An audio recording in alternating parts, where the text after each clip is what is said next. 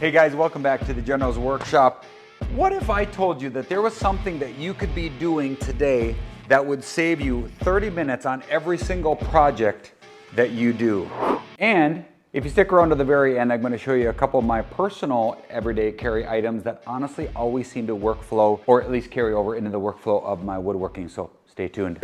And today I want to actually go over my everyday carry as it relates to my wood shop. So there's my personal everyday carry that kind of bleeds over into my wood shop, but I want to run through that here today. This is going to show you a little bit of a function of each of the different things that I keep on my person when I'm actually doing woodworking. But let's go ahead and get started right away with the first and foremost, and that is the actual apron itself. This is a Hudson good, which is a wax canvas. So this is something that you can buy on Amazon for about $42.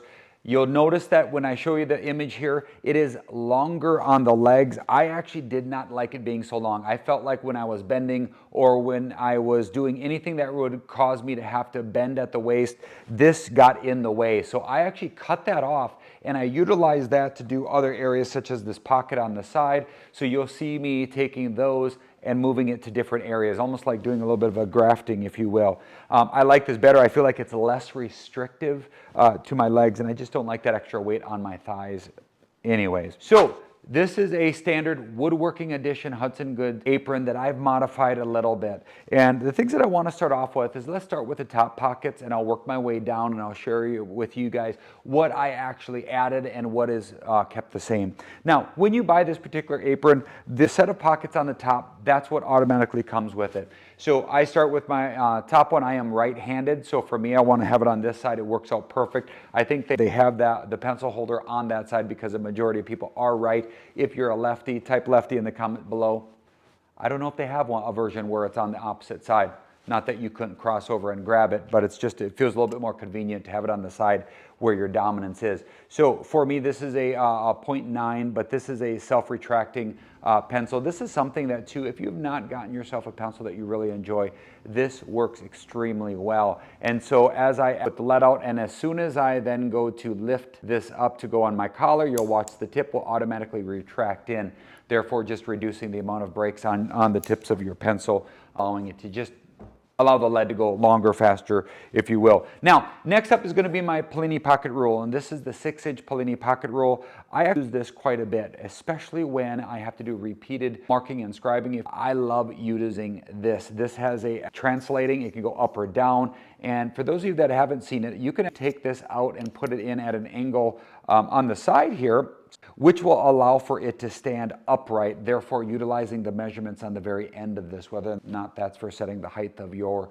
table saw or your router bits. This comes in really handy, and this is something that for me, I've just learned I use it a lot. So I just keep it on my person while I'm using it, and honestly, this next spot, which a lot of people use for a marker or whatnot, is a great spot for it. Next one, of course, is your phone holder. This pocket, it works great. Mine is an iPhone. I think mine's a 15 Pro Max. Now, truth be told, this is my old one, but my 15 is what I'm using for recording. So that's not actually this, but my real phone, which does fit in there in case you happen to have the iPhone 15 Pro Max. But that goes in there and that fits really nice. And it's nice and snug, so for me, if I am bending over, it's not doing that. It's not falling out, if you will.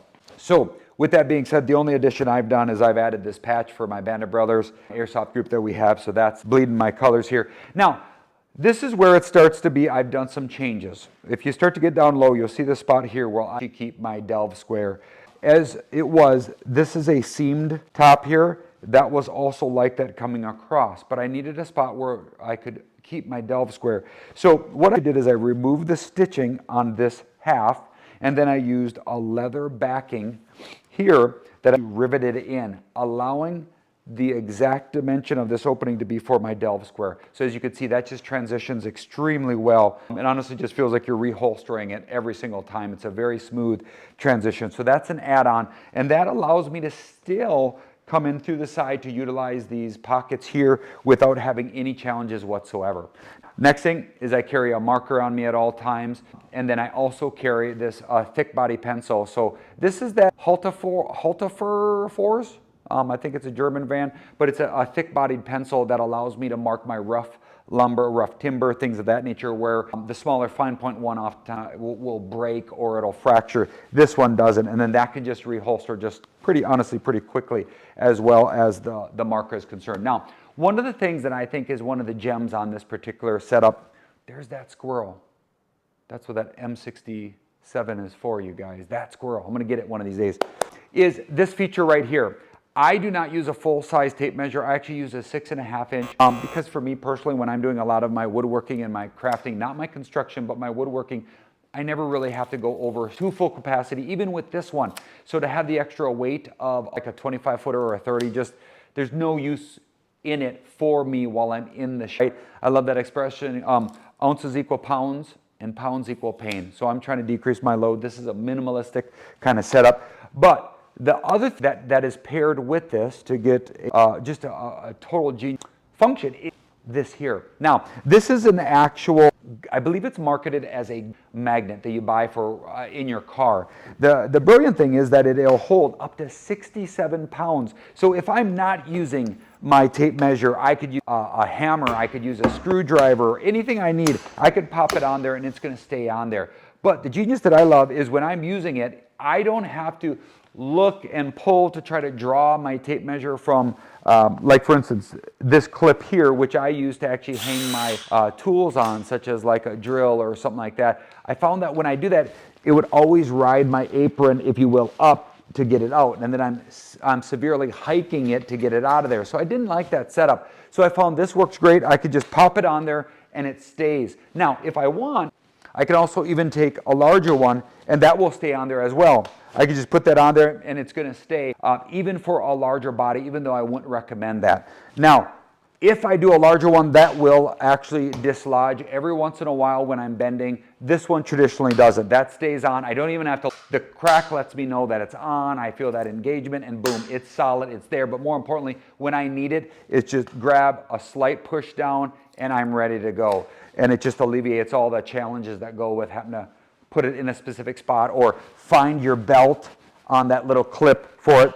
Genius. Love this, love this, love this. Now, the other thing that I would say is my 641. This is the Woodpeckers Square, which I do love. And out of that remnant piece that I had down low, she stitched this in with a little bit of help, Redbeard and Mayflower.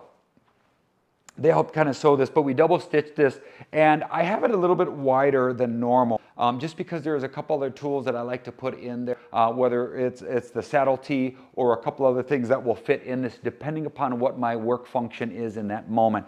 So, and that kind of reholsters, honestly, really, really, really well. That's the one thing I do like about all the pockets that I have. They're custom, and they honestly allow me to kind of re-index really super easy. And then the last thing that I want to kind of point out is this O-ring. Now, for me, I almost always carry some sort of a rag on me. This just goes in through that and allows for me to have that available basically anytime that I want, and that can go swing around or whatnot, and I can honestly use that for a variety of different functions. But this is primarily what I use it for. The only other thing is this D-ring that you see right here. What I did with that is I just bent the cloth back on itself and stitched that so that could stay. And oftentimes when I need to, then if I've got glasses, those glasses can go in there. But as you saw earlier, if you bend over a lot, right, you're going to want to hold on them because they will tend to fall out if you're bending over specifically this, like this. Now, so when you take a look at it, guys, this is my primary function. One of the things I really like about this, this apron is it's got the shoulder pads, and it's also got the membrane in the back that allows for the two pieces to be crossed and fitted specifically to your person. You can cinch them up for as narrow or as wide as you need it to be. And to me, this has just been a game changer as far as efficiency in the workshop. If you want to see any of this stuff down, or for comparison on price and or possibly for a gift, for someone in your world and or your life, I'll have some links down below so you can kind of check that out. But I just wanted to go over and kind of show you guys this way cool apron. As I was saying at the beginning, there's almost inevitably always a use for my personal carry when it comes to working in my wood shop, meaning that the the function oftentimes bleeds into both areas. So for me, I want to go over one. I think it's invaluable to have some sort of a flashlight. Now this is a Surefire. This is what they call the backup. And this is kind of a varying degree brightness. I can actually, this just comes in so handy when you're looking down in crevices or something of that nature. But I almost always have this on me for personal carry, but also inside the wood shop as well. Now, in my right pocket, I actually carry the fastback. And this is an amazing carpenter, if you will, knife that comes with a bottle opener, which I don't use a lot here, but I've got basically the carpenter knife. But here's where I feel like the gem is for this. I got this suggestion actually from my brother, Honey Badger, and this has a 1/4 inch fitting on the end of it, which for me comes in so incredibly handy. So that right there gives me a 1/4 inch, but I also have this bit where I can switch out. I can have a, basically it looks like a number 1, number 2 Phillips, and then just a straight edge as well that can go in that. And this honestly is come in so incredibly handy so many different times. So this I found is something I keep in my front right pocket.